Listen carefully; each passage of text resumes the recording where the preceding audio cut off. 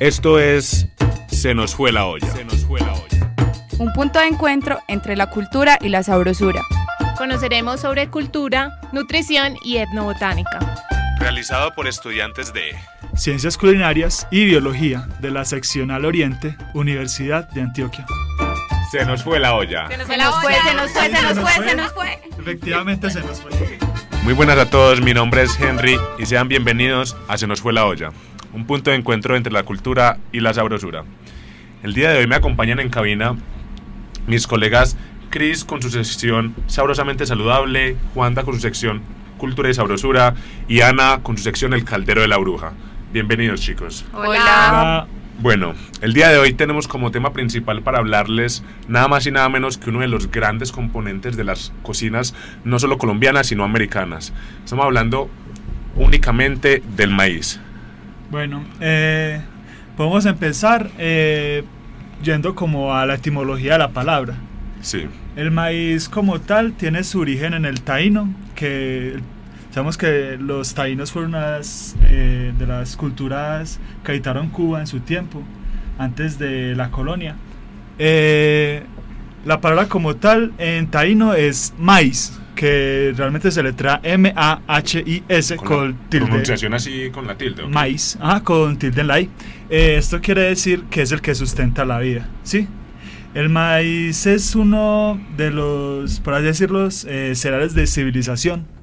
Ese término fue pues acuñado por Máximo Montanari en algunos de sus libros y significa que son estos cereales que van unidos a una civilización, a una cultura. O sea, que evolucionan junto con la cultura. ¿O? Sí, evolucionaron con un pueblo. ¿Tienes algo para decir? No. Bueno, evolucionaron con un pueblo. Por ejemplo, tenemos que en Asia, en el río Amarillo, se dio el arroz. Tenemos el trigo en la zona más europea, el sorgo o el mijo en África, y aquí pues tenemos el maíz. Sí. Ok, tenemos que es un producto usado en todas, yo creería yo que en todas las familias colombianas, todos creo que fuimos alimentados con arepa en algún momento. Cris. Sí, pues no solo en Colombia, el maíz constituye el tercer cereal más cultivado del mundo después del trigo y el arroz. Después del trigo y el arroz, pues es el más cultivado, es una fuente importante de la alimentación, no solo en Colombia, sino en todo el mundo, y es la base nutricional también de muchos países. Pero, y no solamente de forma como al alimento, sino que el maíz se está produciendo para N cantidad de insumos para la industria. Se están pues extrayendo azúcares y extrusa aceites. Es lo que yo como que quería mencionar un poco, que si todos nuestros oyentes van al supermercado van a lograr ver que en la mayoría de los productos que encuentren el maíz va a ser componente de alguna forma de ello, como destroza el maíz o como algún componente que se extraiga el maíz y lo usan en todo. Entonces como que también mirar esta diversidad de la cual nos estamos alimentando consumiendo más bien. Como forraje animal también se está usando, es que no por nada es uno de los alimentos más cultivados en el mundo. Sí. Exacto, y creo que los grandes cultivadores de ellos ha sido pues Estados Unidos, unos grandes cultivadores de maíz. Y México. Ok, bueno, antes de seguir quisiera decirle a todos nuestros oyentes que no olviden que cada programa estaremos dando una receta y este no será la excepción. Estaremos con una receta muy típica o que se adueñó mucho de ella en el Valle del Cauca. Estamos hablando nada más y nada menos que del champús, de la cual les seguiremos comentando con el transcurso del programa. Podríamos continuar entonces con el origen del maíz. Ok, yo tengo entendido que pues, el origen del maíz, según yo, se encuentra por la zona de México, no sé. Sí, más específicamente, pues se refiere a más que México, es una zona más amplia, a la que se llama la Mesoamérica, que como ya sé que me van a preguntar. Eso te iba a decir. Que la Mesoamérica es en sí una región cultural más que una región geográfica. Okay, región cultural porque se comparten países. Se comparte cultura en esta región. Pues hay muestras simbólicas muy representativas en toda esta región. ¿Cómo qué? Pues explíquele a la gente, como música. Música, las mismas preparaciones del maíz como es la tortilla. Bueno, general, en Mesoamérica, los países que en este momento conformaron lo que en ese momento fue Mesoamérica, es la parte de México, Guatemala, Salvador, Belice, Honduras, Nicaragua y Costa Rica. En todas estas regiones, pues, se han encontrado más de 5.000 variedades de maíz, entonces se conoce que es la cuna del maíz. Está bien. Sí, a mí algo que me parece muy bonito del maíz es que ha sido producto de la selección artificial, que ha sido pues un proceso que ha hecho el hombre por millones de años, porque el maíz realmente viene de un pequeño pasto y a través del tiempo y de toda esta selección de las mejores semillas tenemos lo que conocemos hoy en día como el maíz, que es esa mazorca con llenita de maicitos, rica con almidones y tantas propiedades nutricionales. Entonces me parece muy bonito resaltarlo y que sepamos pues que es un proceso de millones de años. Exacto, es bueno que todos sepan que es una evolución constante y que pasa con la mayoría de los alimentos. Se van adaptando, bueno, los vamos adaptando a las necesidades que tenemos en el momento. Y no olvidemos que el maíz es uno de los alimentos más genéticamente modificados también, pues no solo por selección natural. Sí, lo que yo creo de modificamiento y todo esto es que vimos un potencial inmenso en sus cualidades y en sus nutrientes y todo.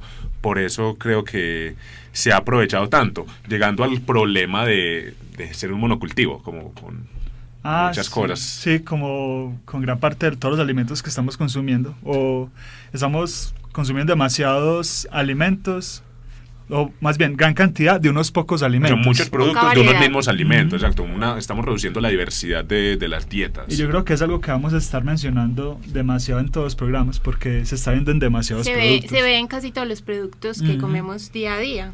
Sí. Casi todos se están volviendo monocultivos. Yo quería como resaltar algo también muy, muy interesante de el maíz y de cómo es tan indispensable para nuestra vida, que de hecho ya se liga tanto desde lo emocional, lo espiritual y desde nuestra forma de existir, que hasta se vincula con la fertilidad, con la abundancia. O sea, ya se manejan ahí los agüeros, como llamamos, con el maíz. Ha sido tan indispensable para nosotros, para nuestra dieta y nuestra forma de existir, que hasta le tenemos el agüerito y que las mejores mazorcas detrás de la puerta. Por ejemplo, en las culturas cundiboyacenses es muy habitual que los agricultores, después de sacar su cosecha de maíz, ponen detrás de las puertas 3 o 4 de las mejores mazorcas que le dio en la cosecha, esto como símbolo de fertilidad, de abundancia, para llamar la buena suerte y por supuesto para tener muy buenas semillas para después volver a sembrar. Bueno, con respecto a lo que decías sobre la fertilidad y todo esto, realmente esto tiene como una historia mucho más antigua, ¿cierto? Porque los aztecas o también llamado mexas, realmente no sé qué tan diferente o cómo se puede diferenciar mexas de aztecas. De lo que puede encontrar, mexas es una forma de llamar a los aztecas, aunque más adelante les podemos ir profundizando un poco en los aztecas. Sí, llamémoslos en aztecas como para no crear confusión. Para no complicar. Sí, pues ellos tenían que el maíz es uno de los componentes fundamentales del hombre. Tanto así que tienen una mitología en la que dicen que Quetzalcóatl, que es la que se conoce como la serpiente emplumada, fue hasta el inframundo y tomó huesos. ¿Sí? Estos huesos se molieron y se mezclaron con masa de maíz, formaron hombres y Quetzalcóatl sacó sangre de su pene para agregársela a esta masa de maíz y harina de huesos. Entonces es como el hecho de la fertilidad y también es como extrapolarlo o asimilarlo a lo que es la mitología incluso católica, que dicen que Dios creó al hombre del barrio, del barrio bajo, del barrio, sí. Le dio su soplo divino y creó al hombre. Entonces también es como interesante ver esas similitudes entre ambas culturas. Bueno, yo les hago una pregunta. ¿Cómo creen ustedes que los colombianos consumen el maíz? Yo creo que los colombianos pues no sé, el maíz se consume de muchas maneras, como decíamos ahora. Muchos, por decir los antioqueños, se consume el maíz en las arepas principalmente, La en mazamorra. las harinas, la Sí. mazamorra, en otras partes del país lo usan en sopas, aquí en Antioquia también. Creo que hay muchas maneras de Masato, consumirlo. chicha, Exacto. Bueno, empanadas. exacto. Hablando de eso, vayan anotando todos ustedes los ingredientes para nuestra receta del champús. Vamos a ir necesitando 3 litros de agua, 500 gramos de maíz, una panela hecha melado, 10 lulos, una piña pelada y previamente picada, unas cuantas hojas de naranjo, las cuales van a poder sustituir por ralladura de limón, un poco de canela y clavos de olor para aromatizar. Ya más adelante les estaré dando el paso a paso de cómo preparar la receta. Pues eso suena muy rico. Sí. Sí. Y para el calor, créeme que es algo uno va. Pero bueno, hablando un poco más de todas las formas en las que se usa el maíz en Colombia, también estaba mirando que hay similitudes de cómo se usa en Colombia con países como México. Estaba leyendo un poco sobre este proceso que llaman en México la nixtamalización. La nixtamalización como tal es un proceso que se da desde antes de la colonia. Los indígenas que habitaban toda la zona del Mesoamérica, como ya vimos, ya utilizaban este proceso de nixtamalización. Pero bueno, ¿en qué consiste Pues lo que yo tengo entendido es que es básicamente agregarle cal al maíz. Pero no sé en qué momento se pueda agregar. Porque aquí en Colombia he visto que no le agregan cal, sino le agregan la ceniza del fogón de leña en donde están haciendo el maíz. Se pone de esta manera. ¿Y eso ¿Qué? para qué? Para las arepas de mote. Mm. ¿Pero qué genera o por qué lo hacen? Bueno, la nixtamalización, no sé si Juan nos explica un poco en qué consiste, yo les cuento qué pasa con este proceso. Bueno. Echándole el agua a Juan. Sí. Sí. Pues, aquí en Colombia, a como tal esa ceniza se le llama lejía, que no confundirlo con la Lejía. cal o no, con lejía. o con lejía, que es hipoclorito de sodio. Sí, Ajá. maluco que alguien vaya y le eche lejía. Se llama lejía, Sí. no lejía. Ajá, por eso. Ajá. Ok, Ajá. pero básicamente, ¿cómo se aplica? ¿Cómo puedo Pues, yo llegar a hacerlo en mi casa? Bueno, aquí como tal en Colombia hay gente que agrega la ceniza, pero no le llaman nixtamalización. Realmente Ujú. ni siquiera Tiene un nombre como tal. Un nombre como tal, eso es algo que se ha hecho en varias familias. Sí, se ve mucho en el campo. Por ejemplo, le agregan la ceniza, se le agregan al momento de pilar el maíz. Esto genera como cierta fricción y ayuda a descascarar el maíz un poco. Entonces ahí hay un primer paso de agregar esta lejía. Ya hay una También, por ejemplo, al momento de hacer mazamorra, mucho lo que hacen es que cogen ceniza, le agregan agua y dejan que la ceniza se repose. Y el agua que queda encima se le agrega también a la mazamorra. Entonces es algo similar, pero no igual a lo que se hacía en la Mesoamérica, que cocinaban maíz junto a cal para como mejorar esas cualidades nutricionales. Sí, bueno, lo que pasa es que cuando se hace el proceso de nixtamalización, el grano se hidrata, se absorbe el calcio y potasio, y ese proceso lo que hace es aumentar la biodisponibilidad de los aminoácidos que tiene el maíz, que quiere decir que pues hace que los absorbamos más fácilmente, pues, y que aumente la cantidad de fibra soluble que tiene el maíz, es decir, que pasa de 0.9 a 1.3, lo que quiere decir que lo hace más nutricional, pues mejora sus cualidades nutricionales. Pues, o sea, que hace los componentes como las proteínas y que contienen más absorbibles por el cuerpo. Esto es lo que estoy como entendiendo yo. Sí. Que esto no lo sabían, por ejemplo, los españoles. Ajá. Que entonces los españoles vieron que comen mucho maíz y les pareció como algo interesante para llevar a Europa. Los llevaban en sus barcos, eran grandes viajes y entonces no tenían muchas reservas de alimentos. Comían, por ejemplo, solo maíz en estos viajes y entonces, por así decirlo, al ser una dieta tan monótona o de un solo alimento, había una descompensación en nutrientes, ¿cierto? Sí. Entonces les daba una enfermedad que se llamaba pelagra, que esta pelagra daba manchas en la piel, hinchazones. Y eso era que como un déficit de algún nutriente o algún aminoácido. De vitamina B3 básicamente. Lo que pasa es que aunque el maíz tiene casi todos los aminoácidos esenciales que necesitamos, es deficiente en dos, en lisina y en triptófano. Y pues tampoco tiene todas las vitaminas, aunque es un cereal que es bueno en antioxidantes y es bueno para el cerebro porque es rico en ácido fólico, pues no tiene todas las vitaminas. Entonces, de todas maneras, una dieta poco diversa lo que hace es que nos va a hacer falta algunos nutrientes que encontramos en otros alimentos. Igual ahí creo pues que es importante lo que mencionas del ácido fólico, creo que es importante para las mujeres en embarazo, ¿cierto? Es necesario para el feto, para el cerebro. Bueno, sí, están hablando mucho de lo nutricional, de lo rico que puede ser el maíz en muchas preparaciones, de lo transgénico, de tantas cosas, pero yo creo que debemos de hablar de algo muy interesante, que es la chicha, que es una bebida a base de maíz y es fermentada, entonces es un alimento también espiritual, también es divino, es mágico. En definitiva, la chicha ilumina, bebida espirituosa, bebida de dioses. Y no sé, ¿qué saben de la chicha? ¿Les gusta o qué piensan? Queda un guayabo bien. Yo no la he probado. Yo sí la he probado y tengo entendido que hay varias festividades que se celebran en el país de cuenta de esta bebida. Sí, de hecho, una de las más grandes, pues, importantes y famosas y que ya va a cumplir 30 años de celebrarse es el Festival de la Chicha, la Vida y la Dicha, que se celebra en Bogotá cada año, a final de año, ahí por el Chorro de Quevedo.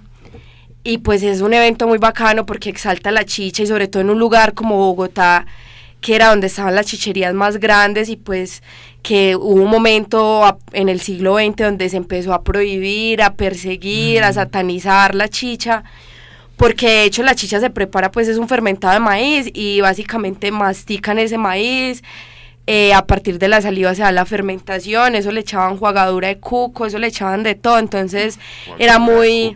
Eso suena a agua de calzón. Agua de calzón. Todo eso ayudaba a que esa bebida se volviera más espirituosa. Pero no, hay algo muy bacano que es eso de... Todavía se hace la chicha masticando el maíz. Pues porque pues yo sé que la saliva lo que le confiere son las enzimas que le ayudan a degradarla y a fermentarla más rápidamente. Pero todavía se sigue haciendo de esta manera o tienen algo... Pues Henry, la verdad, las chichas que yo me he tomado últimamente de maíz no las hacen así, pero no falta el que tenga su magia para preparar la chicha. Por ejemplo, pues sí, viendo algunos documentales, sí hay muestras de algunas comunidades indígenas que todavía conservan como esta tradición del masticar el maíz y fermentar la chicha desde ahí. Que pues escuchando un poco de lo que pasó en el siglo XX con la prohibición de la chicha, recordar que fueron como estas grandes cerveceras que vinieron fuera del país y necesitaban como abarcar este negocio de las bebidas alcohólicas. Entonces llegaron diciendo que la chicha embrutecía o era bebida para pobres. Estaban encerrando el negocio para beneficio de ellos más. Ellos querían hacer su monopolio. Exacto, y en parte lo lograron bastante porque se satanizó a tal punto que no se consumía o no se consume en muchas partes. No, pero ya estamos recuperando esa tradición tan bella y que nos pertenece. De hecho, se me iba a olvidar comentar que hay un festival de la chicha que hacen cada año aquí en el oriente antioqueño, en el municipio de Santuario. El Festival de la Chicha y la Agricultura ya va para su 4º año y es un festival muy interesante en el que se exponen muchas chichas, no solo de maíz, pues que es la original, sino otros fermentos de otros sabores. Entonces yo creo que ya estamos recuperando otra vez nuestro sentido de pertenencia por nuestras bebidas y lo que nos gusta y lo que nos ilumina y lo que nos transmite y nos remite a nuestros ancestros. Bueno, pero venga, hablando de pertenencia, volvamos un poquito al cholao, como para seguir dándole la receta del cholao. Era el cholao. Era el champú. Era el champús, exacto. Ya me iba a ir para otro lado, no. Entonces volvamos un poco al champús que estábamos tratando, que es una bebida que yo conozco como míticamente que es una bebida bayuna para el calor, para la sed, todo esto. Había escuchado a ustedes comentar que no era tan de allí. Sí. Pues ya una vez que leí los ingredientes, que ya todos saben que tiene lulo, que tiene maíz, que tiene piña, como ¿por qué no es de allí? Por ahí hay controversia porque también hay algunas recetas que son ya de la parte de Pasto, pero ¿qué diferencias encontramos? No, yo tengo entendido que es originario de Pasto. Lo que pasa es que ¿qué pasa en Colombia y con las regiones? Puede que tengamos los mismos ingredientes en muchos lugares, pero las técnicas son diferentes. Lo Y la vamos técnica, tergiversando de lugar a lugar. según tengo entendido, la técnica aplicada pues a esta preparación es pastusa. Se llevó al valle y se adaptó con el lulo y se convirtió en una... O sea que la diferencia bebida. sería la técnica y el lulo. O sea, en el pasto no la consumen con el lulo. Oye, Sí. la piña, porque también últimamente están agregándole piña al champús del Valle del Cauca. Pues todo esto porque es más refrescante y eso. Sí, es más es como la razón principal. Bueno, Podemos decir que es una receta chichombiana. Chichombiá. sí, pues podría... Aunque también se ve en el Ecuador la que se hace en el pasto. Sí. Un factor más al ecuación, ok. Vamos un poco pues con la receta como Sandina, tal. sandina. Lo primero que tienen que hacer sería cocinar el maíz en abundante agua hasta que esté ablande. Una vez esté ablande, lo molemos, pues no molemos todo, molemos una pequeña cantidad alrededor de una taza y lo volvemos a agregar al agua con el resto del maíz. Por otro lado, vamos haciendo como el melado con la panela que ya les había dicho, pero al momento de hacer el melado vamos a aromatizarlo con lo que es el naranjo o la ralladura de limón, un poco de clavos y ya un poco de canela. Ya por último, simplemente sería tener los lulos en rodaja, la piña en trozos, y ya revolver todo esto muy bien, agregar el melado al aguamasa que tenemos, agregar la piña, agregar el lulo, todo esto, refrigerar o congelar y ya luego pues simplemente tomárnoslos como para un día bien caluroso como esos que hacen en Cali, que las últimas veces estuve llegamos a calores por encima de los 40 grados, entonces sería algo Uy, no, qué bastante ideal. Pero se oye muy rico. Sí, para nosotros en el oriente pues no necesitamos, no tanto para el calor, pero sí es algo muy refrescante, muy rico y que es algo diferente. Bueno, pregunta, ¿ustedes cuáles creen que son las variedades más consumidas de maíz? ¿Cuál El es? piral de las crispetas. No, de las crispetas. Sí, muy bien. ¿Y otro? El maíz blanco, creería yo, se usa mucho para las No. Ok. El maíz dulce. El maíz dulce y el maíz pira son los más consumidos en el mundo, pues que se destinan al consumo humano, ¿cierto? Más que todo porque pues el maíz dulce, por su sabor, porque no necesita mucha cocción, porque hay variedades de preparaciones con él, se puede consumir fresco o enlatado. Y pues el maíz de palomitas crispetas. Sí, el maíz reventón creo que lo he oído llamar por ahí. Sí. Hablando ahí, bueno, voy a meter la cuchara en Obvio, esta esa es la idea. olla. Y pues me acordé de una recetica para calmar el cansancio en las articulaciones, en los músculos, hablando del maíz tierno. Y es con este maíz dulce, y lo que haríamos sería machacar bien la mazorquita, agregarle hojas de saúco y poner a hervir con agua, y luego bañarnos con esa agua. Ayuda a descansar los músculos, a relajarse, para después de haber hecho ejercicio, cuando uno está muy agotado. Entonces es una buena recetica. Yo creo que la idea de todo esto es que todos los oyentes se vayan nutriendo de las recetas que le vamos a ir generando y que abran un poco la mente, a darse cuenta en lo que se estamos consumiendo y que se puede hacer mucho más con poco y no quedarse obviamente con las recetas que les damos. Simplemente si no tienen un ingrediente en su casa pueden variarlo o inclusive escribirnos a nuestras redes y les seguiremos dando tipsitos. Que en las redes se posteó directamente la foto de ese maíz ajo. Exacto, hace poco encontramos que existe un maíz que se llama maíz ajo, ¿cierto? No sirve para hacer masas ni todo esto, pero es algo que está pues en investigaciones que más adelante le estaremos... Es una muestra como de la evolución del maíz también. Exacto, porque es muy diferente a todo. ¿Alguien más tiene un poquito para aportar? Cuéntenme. Yo quiero contar otra receta, pero esta es desde la cosmética, y es como para toda esa gente que tiene así cabello grasoso, que es tan maluco, tan incómodo, tan antiestético. Entonces es una recetica con el almidón de maíz. Entonces lo pones y lo remojas con agua, haces una pasta y te haces una mascarilla en el cabello por media hora. Luego te enjuagas y entonces eso ayuda a quitar la grasa del cabello, a volverlo un poquito más consistente, aporta colágeno, vitamina K, lo cual evita la pérdida del cabello. Entonces es una muy buena receta para cuidarse el cabello. Genial, esos son como tips de todo, de cocina, de cosmética, pues nos sirve como que a todos. Por último, yo quería agregar, pues, las formas que tenemos para utilizar el maíz. Recuerden que lo podemos adquirir congelado, envasado, enlatado, en harina, en copos, en sémola. O sea, el maíz tiene una diversa variedad de formas para prepararlo. Pues yo creo que con este programa no va a estar para hablar sobre el maíz, vamos a tener mucho más que decir sobre este tema. Exacto, y como... Cómprelo en Tusa, no haga basura. Y como está diciendo Cris, es importante que todos ustedes cuando vayan al supermercado miren qué están comprando, qué componentes tienen y vayan mirando y vayan pensando en qué tan diverso están comiendo. Como les está diciendo ahora, les recuerdo pues en nuestras redes sociales nos encuentran como Se Nos Fue la Olla, tanto en Instagram como en Facebook. Ahí podrán estar viendo muchos tips y muchos datos sobre cada programa que vayamos sacando. Nos pueden dar ideas para nuevos programas de que quieren que hablemos. Y nada, esto fue Se Nos Fue la Olla por el día de hoy. Gracias, chau. Se fue. Esto fue Se Nos Fue la Olla. Un punto de encuentro entre la cultura y la sabrosura. Conoceremos sobre cultura, nutrición y etnobotánica. Realizado por estudiantes de Ciencias Culinarias y Biología de la Seccional Oriente, Universidad de Antioquia. Se Nos Fue la Olla. Se nos fue. Efectivamente se nos fue.